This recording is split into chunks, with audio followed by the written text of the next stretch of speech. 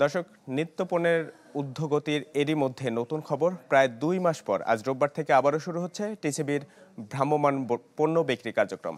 TCB জানায়, smart কার্ডধারী স্বল্প আয়ের মানুষ ভর্তুকি মূল্যে টিসিবি তেল, ডাল সহ নানা পণ্য কিনতে পারবেন, যেখানে প্রতি লিটার তেল বিক্রি হবে ১১৫, প্রতি কেজি মসুর ডাল ৭০ এবং চিনির দাম ৮০ টাকা। নিয়মিত কার্যক্রমের পাশাপাশি ঢাকা মহানগরীতে ৬০টি ভ্রাম্যমাণ ট্রাকের মাধ্যমে আগামী ১৩ সেপ্টেম্বর পর্যন্ত চলবে বিক্রয় কার্যক্রম। প্রতি ট্রাক থেকে অন্তত ৫০০ মানুষ কম দামে এই পণ্য কিনতে পারবেন।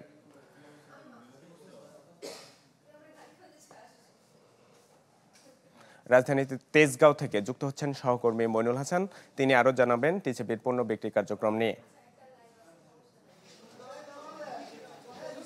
আপনি যেমনটি বলছিলেন সংবাদে, যে আজ থেকে টিসিবি ভ্রাম্যমাণ ট্র্যাকে নিম্ন এবং নিম্ন মধ্যবিত্ত অর্থাৎ এর বাইরেও যদি কেউ পণ্য কিনতে চায়, সেক্ষেত্রে ট্র্যাকে দাঁড়িয়ে তারা পণ্য কিনতে পারবেন। সেক্ষেত্রে ২ লিটার সয়াবিন তেল পাবেন ২৩০ টাকা, অর্থাৎ প্রত্যেক লিটার ১১৫ টাকা। ১ কেজি চিনি ৮০ টাকা দরে এবং ২ কেজি মসুর ডাল ৭০ টাকা কেজি দরে ১৪০ টাকা। অর্থাৎ এই প্যাকেজের আওতায় ৪৫০ টাকায় একজন ক্রেতা বা একজন ভোক্তা ২ লিটার সয়াবিন তেল, ২ কেজি মসুর ডাল এবং ১ কেজি চিনি কিনতে পারবেন। ঢাকার ৬০টি স্থানে এবং ঢাকা জেলার ৮টি স্থান সহ সারা বাংলাদেশের মোট ১৩০টি জায়গায় এই পণ্য বিক্রি কার্যক্রম চলমান থাকবে আজকে থেকে।